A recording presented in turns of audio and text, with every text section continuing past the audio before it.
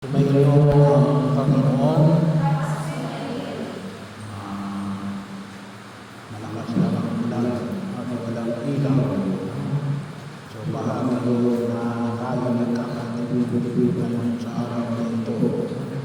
At masasabi rin namin na mas pinili natin ngayon ang higit na mabuti sa gitna ng bagyo. Ang pangalan ng bagyo?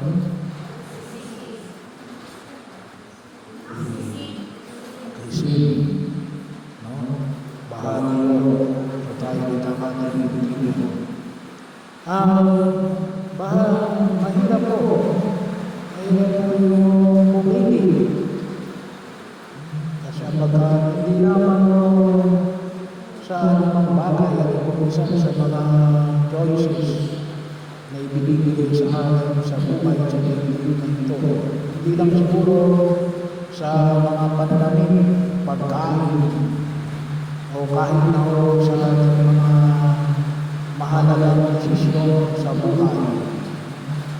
Gusto natin na sana ay mapili natin ang higit na mabuti.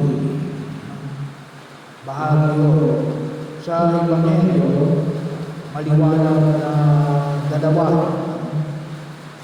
Si Jesus ay dumalaw sa magkapatid kay Maria, kay Martha, at kay itulong na anak ni Lazaro. So, bahagi mo na ito ay may tutulong na family prayer. Yung kapatid nila na sinasama ng buhay ng Jesus mula sa bibina ay lumalaw sa Jesus. So ano yung mas pinili? Well, dami natin kanya-kanya tayo ng mapapili. Si Maria ay doon nakakipag-usap na Jesus. Si Martha ay naghahanda ng pagkain kaya Jesus na nagagawin. So, parang mahalaga na makita ko natin. Kaya lang, sa amin ang natin, pinapamatakin yung hierarchy of values. Hindi sabihin ng hierarchy of values. Parang yung mahalaga. Pero ang niya ay alin ang mas mabuti. Ano yung nasa itaas? Ano yung dapat mawala? Kasi para yung mahalaga na sa Jesus ay mabigyan ng pagkain kasi sila. Pero mahalaga na makausap tayo ng ating mga bisita. Kung isa doon, makita natin ang dami ng bisita. Lalo-lalo na yung mga malalaking event. Tanong, nakakusap ba natin? Napakaano na natin. Pero, nakakusap ba natin? Baka hindi man lang natin nakakusap sa dami ng ating mga bisita. So, mahalaga ko yun. Parang yung mahalaga. Pero yung na mas mahalaga, yung makakusap. At ito yung pagkakayang natin ay dalawang mahalagang pag-ilos na simbahan. Kung tawagan natin ay ora and tabora. Prayer and word. Bahagi yun para yung mahalaga ko pinagandang natin magtrabaho. Magtrabaho natin pag-ilos na. Pero, kailangan din natin magpasaya. Kasi baka ang trabaho, wala tayong dasal. Hindi na bagay marami ang dasal kaysa sa pagpapilong trabaho. At kung talagang mahilig tayo magdarasal, bibigyan ng direksyon ang ating trabaho. Kasi hindi mahalaga yun. Pakipaglayan kayo sa ano ba tayo gagawin natin? Ang gagawin kasi natin ay kung ano yung gusto ni Jesus. Ay baka mamaya yung ginagawa natin yan, gusto lang natin. Hindi naman gusto niya sa sige. E paano masasabi na hindi gusto niya sa Jesus o gusto niya sa sige? Nakamusip na ba sa Jesus? Ito ba kayo sinasabi ni Jesus? Kasi kung minsan, isip natin, ito yung gusto niya sa Jesus, may pulutusin. Tayo lang ang may gusto. Iniisip natin na yun ang gusto ni Jesus. Kaya lang, ano yung magiging basihan para masabi natin na yun ang gusto ni Jesus? Bakit mapapasa?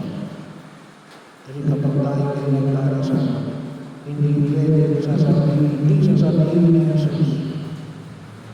kung ano yung kanyang gusto. Kung talagang nakikipag-usap tayo, kung talagang nakikinig tayo, kung talagang attentive tayo kay Jesus. Kaya yun ang sabi, no? Kung minsan sabi natin, katulad ni Martha, gusto niya na tumigil si Maria sa makipag-usap kay Jesus at tulungan siya. Pero iba ang susunod. Kaya ano sabi ni Jesus? Hinili ni Maria ang hindi na mabuhay. At may kalungkot pa. Ano yun? At yun ay hindi aalisin sa kanya. Hindi aalisin sa kanya. Kaya mga bahagi yun na yun ang tignan natin. Kasi baka mamaya, dami natin plano, dami natin ginagawa. Hindi naman makita ko si Jesus. Kaya mga tutulinan ko natin sa istorya na pagdadamuhan ng ating pananampalataya mula ako sa mga Israelita. Nakita natin natin, kaya ang mga Israelita lumabas sa higit. Inilabas nila ng Diyos para sila yung makasamba sa Diyos, makausap ng Diyos. Pinapangalala sa kanila panalo ng Diyos. Ito yung mga gagawin ninyo para maging maayos sa inyong buhay. Ito yung mga bagay na iwasan ninyo kasi ito yung magpapahama sa inyo. Kaya, kinakailangan ko magbiyaman yung paglabas sa higit natin para sila ay magkaroon ng panahon para makausap ang Diyos. Kasi ano yung pinapagawa sa kanila ng mga individual? Puro trabaho. Puro trabaho. Wala na. Wala na panahon para sa pagbasa. Bahagi yun ang sabi ng mga yan ngayon ng panahon na ito. Wala na naman sasabi sa inyo na wag kayong magdasal. Pero ngayon galing na hindi yung katulad ng bawa ng mga panahon na siguro dinaranas ng ating mga kapatid. Panahon sa higit, yung mga katulad ng bawa natin, mga Cobos County, mga Cobos County, magkamaroon tayo ng magkakaroon, hindi ka pwede makapahayag ng pananampalataya sa labas ng simbahan. Yung katulad ng limbawa sa Vietnam, sa China, hindi ka pwede mag-posisyon sa labas. Pero pwede ka pag-asal. Pero ano yung mas kinakatakutan na yun? Yung makatulong pag-ibig. Nililibang tayo. Sabi na nakaraan ko, nililibang tayo. Katulad na limbawa na illegal gambling. Kapag ikaw ay illegal gambling, napanood ninyo. yung